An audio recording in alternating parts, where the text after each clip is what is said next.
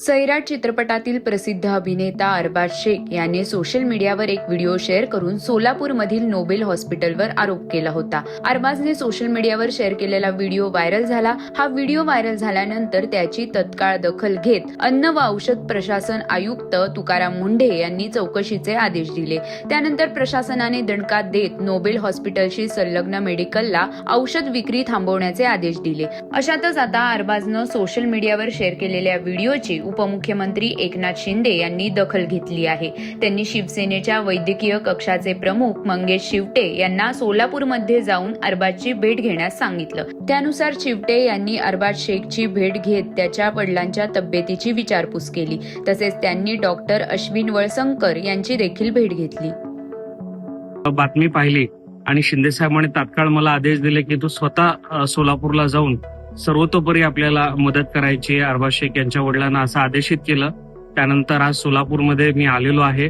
अरबाज शेख यांच्या वडिलांची भेट घेतली. सध्या त्यांना वळसंकर हॉस्पिटल या ठिकाणी ऍडमिट केलेलं आहे.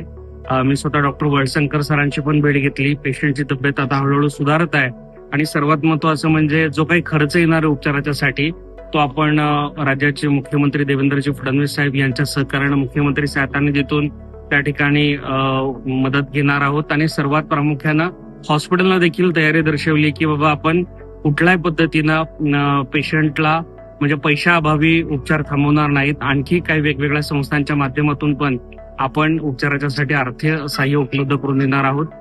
तुर्तास या ठिकाणी ज्या ज्या सगळ्या सामाजिक संस्थांनी समाजातील वेगवेगळ्या मान्यवरांनी या घटनेची दखल घेऊन आमचे सन्मित्र अरबाज शेख यांच्या पाठीशी उभे राहिलेले आहेत त्याच्याबद्दल मी सर्वांचे मनापासून आभार मानतो.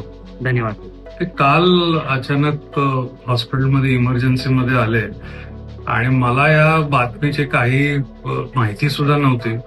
आल्या आल्या मी नातेवाईकांशी बोललो, त्यांना समजावून सांगितलं आणि योग्य ट्रीटमेंट चालू केली. तर त्यांना जी कंडिशन आहे ती आपण काही याच्याबद्दल डिस्कस करायला नको, पण चिवटे सरांनी सुद्धा लगेच तत्पर त्यांची माहिती घेतली. त्यांनी मला कॉल केला आणि रुग्णाबद्दलच्या आर्थिक परिस्थितीबद्दल काय अडचण आहे हे समजावून सांगितलं. सो हे केल्यानंतर आम्ही ठरवलं की आम्ही यांना पूर्ण अनकंडिशनली जी काही मेडिकल मदत लागेल आणि त्यांची जी ट्रीटमेंट व्हायची आहे या दृष्टीने आम्ही योग्य मदत सगळी करू. आज चिवटे सर स्वतः इथं हजर होते, त्यांच्याशी माझी एक बैठक झाली आणि त्याच्यामध्ये हॉस्पिटल ऍडमिनिस्ट्रेशननी आणि मी स्वतः निर्णय घेतलाय की त्यांना कुठल्याही प्रकारची अडचण येऊ नये आणि वेगवेगळ्या संस्थांना आम्ही आवाहन केलंय की त्यांना काहीतरी निधी मिळावा ज्याच्यामुळे त्यांच्या आर्थिक परिस्थितीला मदत होईल. आणि मी त्यांना माझी हीच विषय की ते लवकरात लवकर याच्यातून बरे व्हावे आणि सुखरूप घरी जावे.